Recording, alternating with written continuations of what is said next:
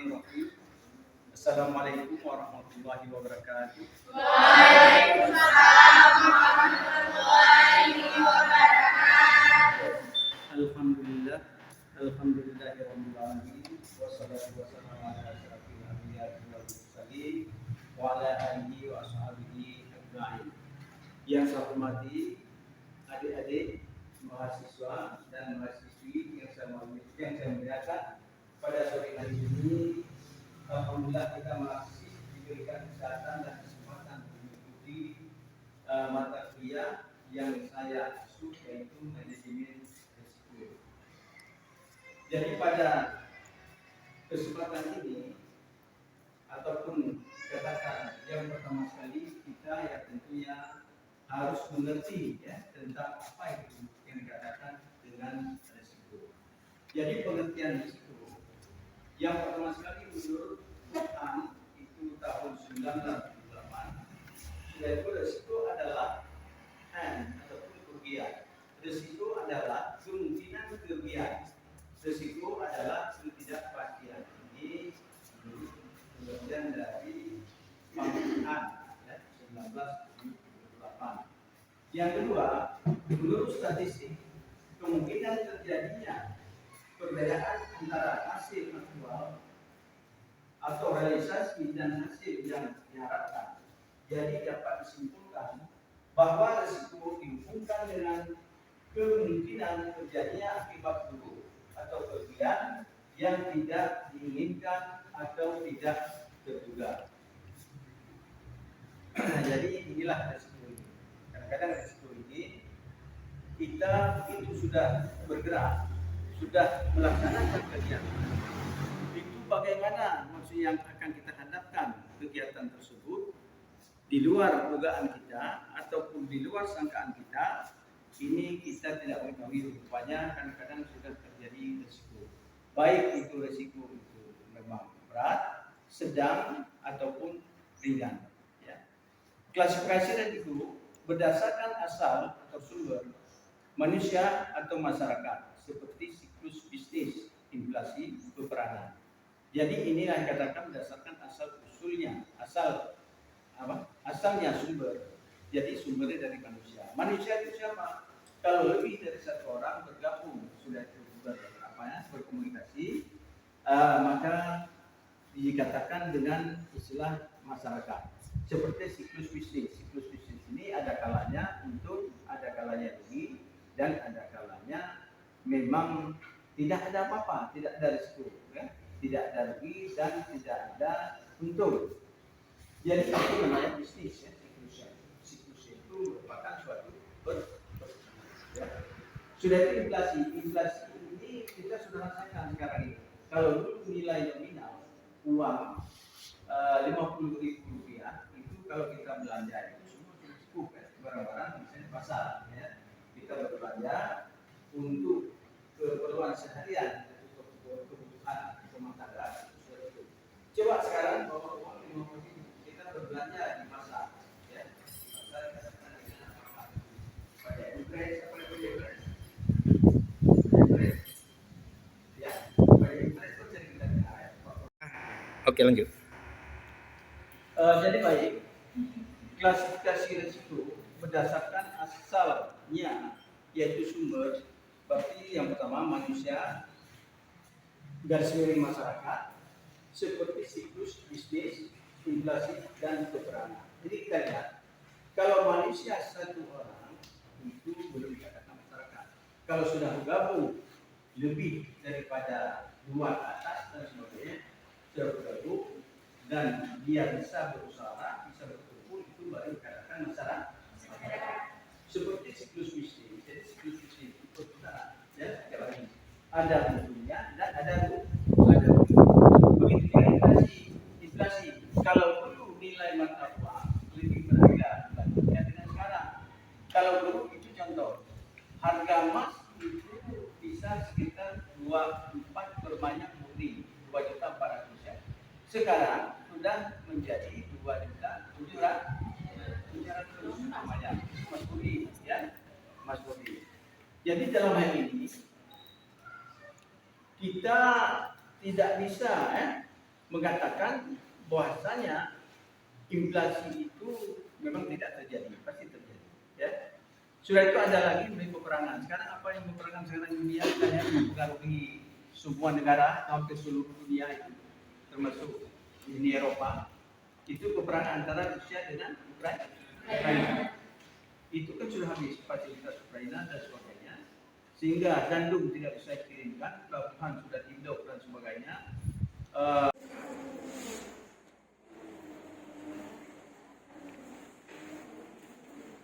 Wah ini yang tadi betul, isi ya sampai betul, ya. Pas kali itu.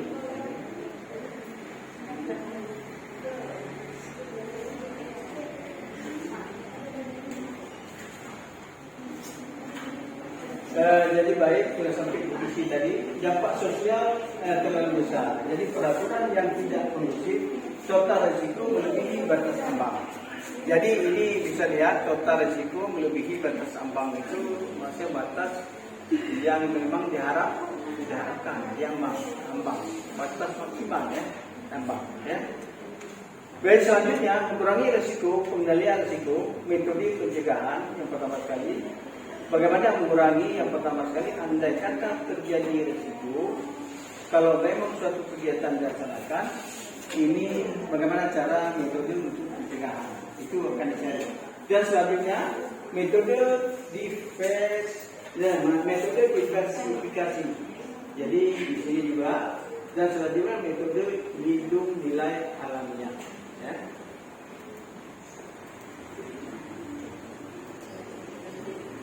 Jadi model pengelolaan risiko, ya, penahanan risiko ataupun risiko retention, ya, sudut praktek melindungi kerugian perusahaan dengan dana sendiri.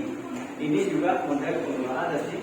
Jadi pengelolaan dalam hal ini berarti ditangani oleh perusahaan itu sendiri, ya, melindungi kerugian perusahaan dengan dana sendiri. Jadi tidak dia mengharapkan masuk bantuan dari pihak tidak bantuan, karena masuk perusahaan itu memang dianggap dia mampu untuk menangani berarti risiko dalam perusahaan dia sendiri. Dan selanjutnya memindahkan risiko. Jadi dalam memindahkan risiko ini pertama kali punya untuk aset real, ya, yang pertama kali harus diadakan asuransi. Jadi memindahkan risiko. Jadi asuransi ini memang sangat bermanfaat dalam perusahaan karena asuransi ini dapat menanggulangi risiko baik untuk aset real itu yang nyata, yang benar-benar misalnya terjadi kebakaran, ya kan? Itu sudah diasuransikan. Jadi asuransi yang namanya kebakaran tersebut dia akan memberikan kerugian yang dialami oleh perusahaan. Itu salah satu. Yang kedua, berbagai bentuk lindung nilai untuk aset keuangan, yaitu forward dan apa itu future. Baca Pak ini future, ya kan? Jadi itu ya, berbagai bentuk lindungan nilai aset ya keuangan.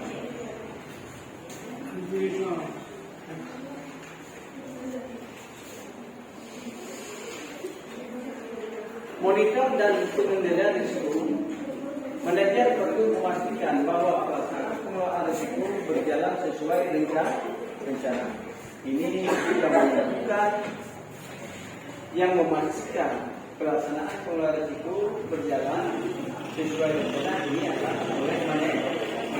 Karena manajer inilah yang membuat perencanaan dalam melaksanakan kegiatan dalam perusahaan.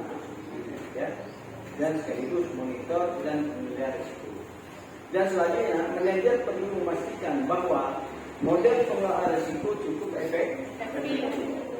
Jadi inilah manajer ini kalau memang dia sudah kompeten, dia memang sudah baik dan sebagainya, sudah cepat apa yang telah dikerjakan, ya, dan memastikan bahwa model pengelolaan risiko cukup efektif dan efektif, ya, nilai efektif itu cepat, ya. Sudah itu manajer perlu memantau perkembangan kecenderungan berubahnya profil risiko. Jangan berubah profil, apa profil? Bentuk bentuk risiko itu, ya. Jadi perlu memantau perkembangan kecenderungan berubahnya profil risiko. Jangan hari ini didapatkan risiko ini, waktu dilaporkan dan sebagainya, bukan lagi itu sudah terjadi yang lain. Jadi di sini tidak perlu ada suatu perubahan bentuk dan sebagainya.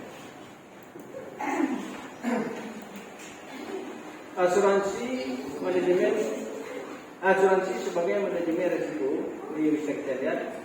Alasan menggunakan asuransi, pengeluaran uang dengan jumlah yang relatif sedikit, perusahaan dapat terlindungi dari beberapa kerugian tertentu, di mana beberapa di antara kerugian sangat berpotensi menghancurkan.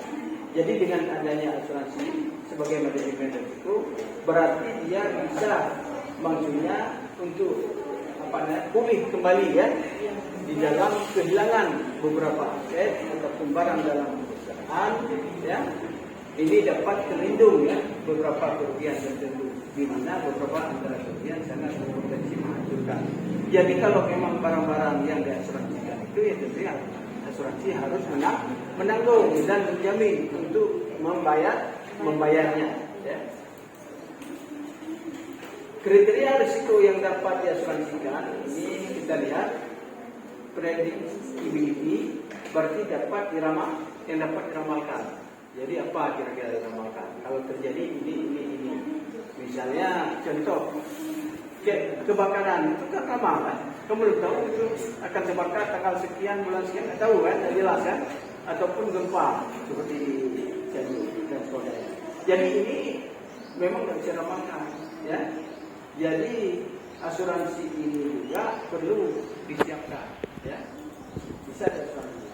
Sudah itu ada namanya casualty, berarti merupakan korban. Tapi namanya di sini adanya asuransi jiwa, ya. Kalau memang jiwa yang korban, ini bagaimana cara penanggulangannya dalam asuransi? Jadi ini siapa? Itu asuransi juga terbagi-bagi, ya. Sudah itu ada yang namanya inconnex, ya, berarti tidak berkaitan, ya. Kalau tidak berkaitan, mungkinkah untuk diasuransi? Tidak mungkin, ya. Tidak mungkin. Sudah itu verifiability, berarti dapat dibuktikan. Apabila terjadi misalnya musibah dan sebagainya, ini dapat dibuktikan. Ini sebagai manajemen risiko. Jadi pihak asuransi bisa menerima dan menanggung yang bisa dibuktikan apabila terjadi musibah. Jadi di pihak asuransi itu mungkin bisa menerima itu diasuransikan. Selanjutnya bisa didefinisikan apa itu asuransi, ya. Asuransi didefinisikan dari dua sudut pandangan. Sudut pertama, asuransi sebagai perlindungan terhadap risiko keuangan yang disediakan oleh pihak asuransi, oleh pihak maksudnya perusahaan asuransi, ya kan? Selanjutnya yang kedua, asuransi alat penggabungan risiko dari banyak orang atau perusahaan melalui sumbangan aktual atau yang dijanjikan untuk membentuk dana dan guna membayar klaim. Ya, maksudnya di sana ada namanya tertanggung, ada yang menanggung, ya. Ada tertanggung, ada yang menanggung, dan realisasi yang namanya klaim daripada asuransi tersebut yang ditanggung oleh perusahaan asuransi itu yang maksudnya, ya. Dari sudut pandang orang yang diasuransikan, asuransi merupakan peralatan retensi risiko dan kombinasi risiko. Jadi ciri-cirinya apa? Kita lihat khusus asuransi sebagai sarana transfer risiko, bahwa asuransi memerlukan penyatuan ataupun pooling. Pooling itu apa? Pooling perlindungan, ya, atau melindungi seorang, ya, majikan. Ya. Jadi pooling ini, ya. Selanjutnya risiko, yaitu asuransi menggabungkan risiko dari banyak tertanggung melalui gabungan atau kombinasi asuransi meningkatkan kemampuan untuk meramalkan kerugian harapan. Maksudnya ada beberapa perusahaan dia bergabung menjadi satu, bergabung di dalam asuransi, dan dia mengasuransikan dan akan membayar dana-dana yang asuransikan. Jadi siapa apa-apa saya asuransikan pada asuransi. Jadi dengan ada penggabungan beberapa perusahaan dan sebagainya, jadi penumpukan modal juga, keuangan daripada asuransi tersebut sudah terkumpul, dan di sanalah nanti siapa yang terjadi musibah di antara gabungan tersebut, dia untuk sementara adalah membantu menanggung mereka dan membayar sesuai dengan aturan daripada perusahaan asuransi. Asuransi bukanlah perjudian. Nah ini kan, terkadang pembelian asuransi ditirukan dengan perjudian. Keduanya mungkin menerima lebih banyak uang daripada yang mereka bayarkan. Maksud begini, dulu orang berpersepsi kalau kita masuk asuransi sama mengadu nasib, berarti dianggap itu perjudian. Tapi tidak sama. Kalau perjudian itu memang mengadu nasib. Kalau kita berjudi, kan ada orang yang sudah dipencang kan? Jadi pencang ataupun main judi, sekarang ada perjudian online dan sebagainya. Itu begitu kita tanamkan modal di sana, kalau memang kita kena sesuai apa yang telah ditentukan di permainan, kita dibayar ada 2 kali lipat, itu dengan modal sedikit dan langsung pada saat itu. Tapi kalau asuransi dia tidak, karena di sana yang pertama sekali kita harus mendaftar kepada perusahaan asuransi. Yang namanya kita ini adalah badan usaha, perusahaan. Ya, perusahaan setelah dia mendaftar di sana nanti dia asuransikan lah. Itu macam-macam di sana.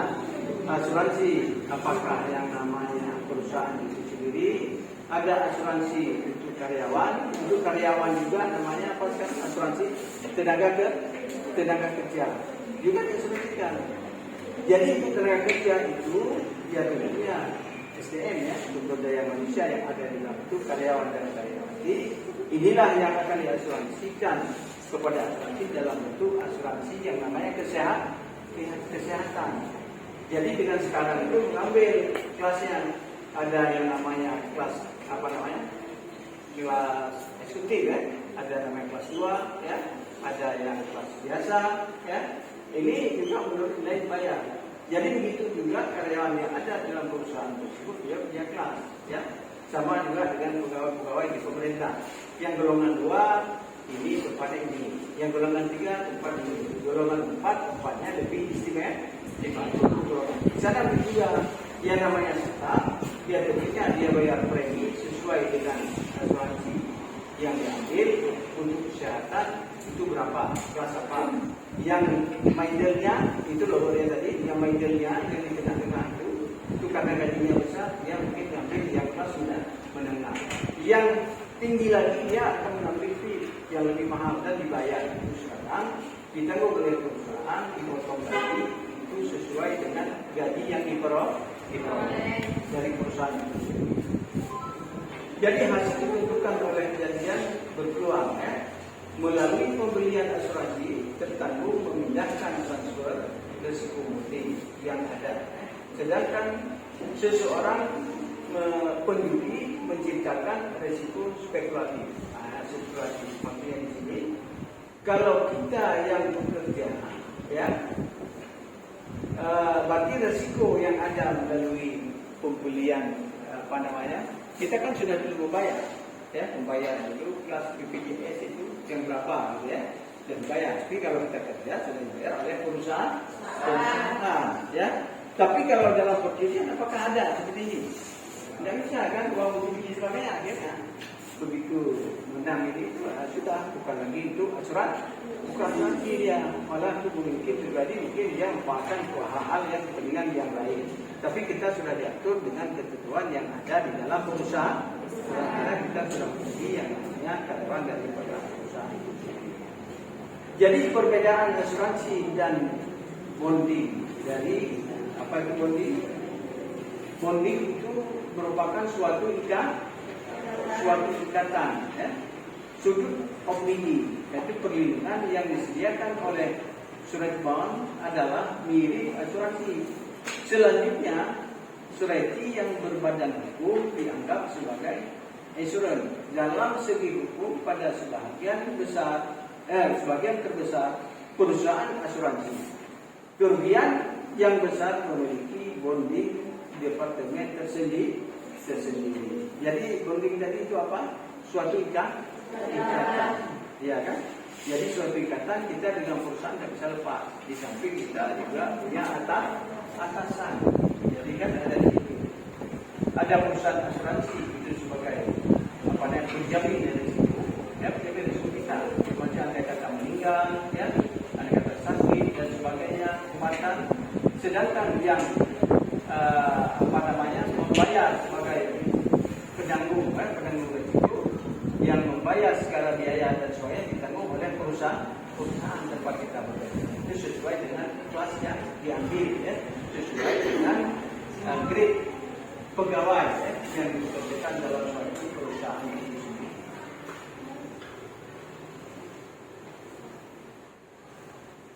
Bagaimana kontraknya, atau perjanjian asuransi kerugian properti Israel berbeda dengan surat bond paling sedikit dalam 5 hal utama, yaitu asuransi hutang, dalam kurung bonding, ya. Jadi asuransi hanya 2 pihak yang tersebut dalam kontrak, mempunyai 3 kelompok dalam kontrak. Siapa itu? Antara individu daripada karyawan itu dengan badan asuransi, dan sebagai penjamin biaya dari kita adalah perusahaan. Selanjutnya kita lihat ini ketiga kelompok kita tadi. Membeli kontrak asuransi untuk melindungi dirinya sendiri, memperoleh surat tanggungan dan membayar premi. Apa itu premi? Membayar angsuran setiap bulan. Berapa uang yang kita pertanggungkan kepada penanggung, yaitu asuransi. Bagaimana cara kita membayar? Apakah itu per bulan? Apakah itu per semester? Apakah itu per tahun? Dan berapa uang yang tertanggung di dalam obligasi? Apakah kita ambil besar ataupun kecil? Dan berapa tahun? Ini semua diatur dengan ketentuan yang berlaku di dalam perusahaan asuransi.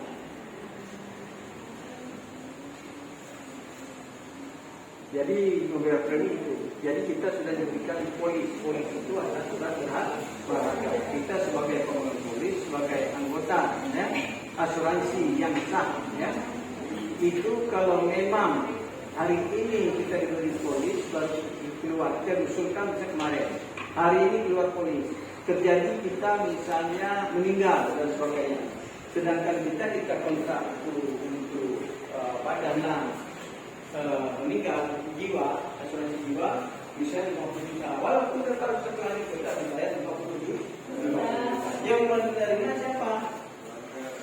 Adalah ahli waris. Apakah anak ataupun istri. Karena rezeki bapak adalah rezeki ibu dan anak. Tapi ada juga rezeki bapak berbagi kepada mama baru. Iya, betul ya.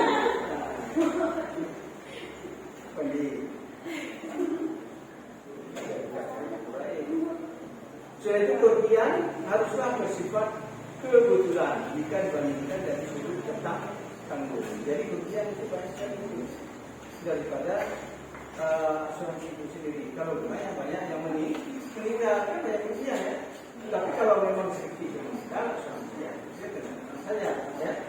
Selanjutnya, penanggung mengharapkan akan terjadinya beberapa kejadian di antara kelompok tanggung.